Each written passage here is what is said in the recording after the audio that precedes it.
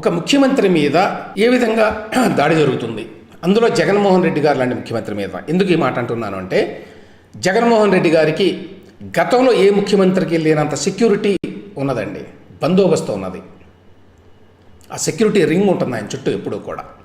దానికి తోడు ఈ మధ్యకాలంలో ఆయన ప్రత్యేకంగా తన కోసం, తన కుటుంబం కోసం అని చెప్పి స్పెషల్ సెక్యూరిటీ గ్రూప్ అని పెట్టుకున్నారు, SSG అని. ఇది ప్రధానమంత్రి గారికి ఉండేటువంటి స్పెషల్ ప్రొటెక్షన్ గ్రూప్, అది SPG ప్రధానమంత్రి గారికి ఉండేది. అదే మోడల్లో, అదే నమూనాలో పెట్టుకున్నారు ఇక్కడ. అదే స్థాయిలో అంటే దాదాపు 400-500 మంది ప్రత్యేకంగా ట్రైనింగ్ అయినటువంటి కమాండోలు, వారికి ప్రత్యేక అధికారాలు, ముఖ్యమంత్రికి ప్రొక్సిమేట్ సెక్యూరిటీ అని కూడా అన్నారు దాన్ని. ఆయన సమీపంలో ఎవరు దరిదాపులకు కూడా రాకుండా చూసుకునేటువంటి బాధ్యత వీరిదన్నమాట. మామూలు పోలీసులు ఎలాగో ఉంటారండి, 100 కొద్దీ ఉంటారు మామూలు పోలీసులు ఆయన బయటకు వస్తే. వారు కాకుండా ఓన్లీ ముఖ్యమంత్రి సెక్యూరిటీ అనేటువంటి ఫుల్ టైం జాబ్ ఉన్నటువంటి వారు 400 మంది కమాండోల్ని వారిని ట్రైనింగ్ ఇచ్చి పెట్టుకున్నారు. దానికోసం ఒక చట్టాన్ని లాస్ట్ అసెంబ్లీ సెషన్స్లో చేశారు.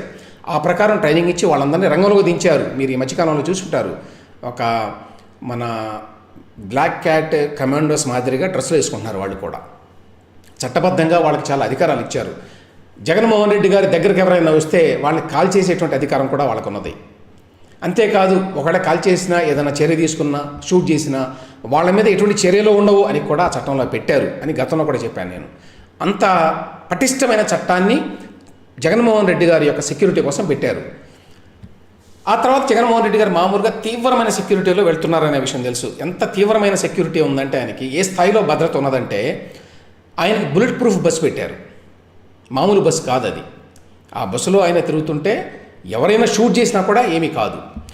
అది కాకుండా ఆయన బస్సులో నుంచి చాలా రేర్గా బయటకు వస్తారు. ఓన్లీ మేమంతా సిద్ధం అనేటువంటి సభ ఎక్కడైతే ఏర్పాటు చేస్తారో అక్కడే బయటకు వస్తారు. అదర్వైజ్ బస్సులో కూర్చొని ఆ ఫ్రంట్ గ్లాసెస్ ఉంటాయి కాబట్టి అందులో నుంచి ఆయన అభివాదం చేస్తారు, చిరునవ్వులు చిందిస్తారు.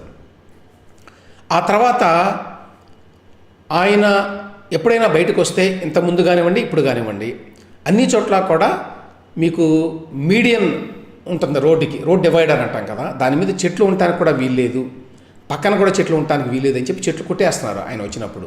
ఆయనకి ఎటువంటి మరి ప్రమాదం జరగకుండా అన్నమాట. ఆ మొత్తం రూట్ అంతా కూడా షాపులు ఇట్లాంటివి ఉంటే, స్కూల్స్ ఉంటే అన్నింటినీ కూడా ముగించేస్తున్నారు. ఆ రోజు హాలిడే, అందరికీ క్లోజ్ చేయాలి, బంద్ చేయాలి అందరూ. అన్ని ముందు జాగ్రత్తలు తీసుకుంటున్నారు. దాని మీద చాలా వార్తలు కూడా వచ్చినాయి. ఈ స్థాయిలో అసలు దాదాపుగా ఏ ముఖ్యమంత్రికి కూడా ఇంత భద్రత, ఇంత వ్యవహారం చేయడం లేదని. నిన్న కూడా ఆయన విజయవాడ వస్తున్నారని చెప్పి ఒక వార్త వచ్చిందండి. ఏమిటంటే, నిన్న విజయవాడ ప్రెస్ క్లబ్లో ఒక ప్రెస్ మీట్ పెట్టుకున్నారు.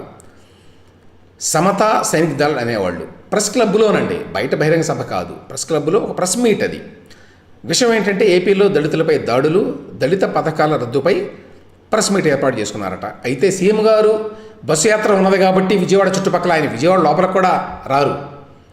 ఆయన చాలా చోట్ల తిరిగి చివరికి గుడివాడలో అనుకుంటాను సభ. అది అక్కడ యాక్చువల్గా ప్లాను.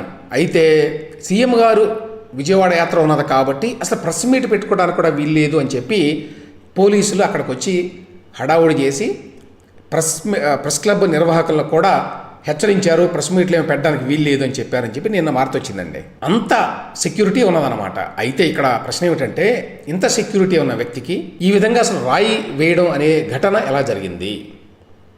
ఇది ఎవరి వైఫల్యం? ఇది ఖచ్చితంగా విజయవాడ నగర పోలీసుల వైఫల్యం, అక్కడ కమిషనర్గా ఉన్నటువంటి కాంతి రాణా టాటా గారి వైఫల్యం, రాష్ట్ర డీజీపీగా ఉన్నటువంటి కసిరెడ్డి రాజేంద్రనాథ్ రెడ్డి గారి వైఫల్యం. కాబట్టి అక్కడి నుంచే చర్యలు తీసుకోవడం మొదలుపెట్టాలి. తీసుకుంటే, ఎందుకంటే దీని మీద జాతీయ ఎన్నికల కమిషన్ కూడా రెస్పాండ్ అయిందని ఎక్కడో చూశాను. ఈ ఘటన మీద పూర్తి స్థాయి నివేదికను సమర్పించాలని చెప్పి రాష్ట్ర ఎన్నికల అధికారికి ఆదేశాలు. ఇవన్నీ మామూలుగానే జరుగుతాయండి. విజయవాడ సిపిని నివేదిక కోరిన రాష్ట్ర డీజీపీ కార్యాలయం. ఏమైనప్పటికీ బాధ్యులు రాష్ట్రంలో ఉన్నత స్థానాల్లో ఉన్నటువంటి పోలీసు అధికారులు. అందువల్ల ఖచ్చితంగా దీనిని ఎలక్షన్ కమిషన్ ఆఫ్ ఇండియా వారు స్థాయిలో దీని మీద విచారణ జరపాలి. అదేవిధంగా వీలైతే సెంట్రల్ గవర్నమెంట్ ఏజెన్సీస్ మాత్రమే విచారణ జరపాలి దీని మీద. ఎందుకంటే రాష్ట్ర ప్రభుత్వ వైఫల్యం, రాష్ట్ర పోలీసుల వైఫల్యం ఇందులో స్పష్టంగా కనిపిస్తోంది. కాబట్టి వాళ్ళనే విచారణ చేయమంటే నిజాలు బయటకు వచ్చేటువంటి అవకాశం కూడా లేదు. కాబట్టి ఖచ్చితంగా సెంట్రల్ ఏజెన్సీస్ సిబిఐ లాంటి వారు, ఎందుకంటే గతంలో కోడికత్తి కేసుని ఎన్ఐఏ వారికి ఇచ్చారు, నేషనల్ ఇన్వెస్టిగేషన్ ఏజెన్సీ వారికి. అట్లా సిబిఐ వారికి ఇస్తే ఇందులో వాస్తవాలు పూర్తిగా తెలుస్తాయి.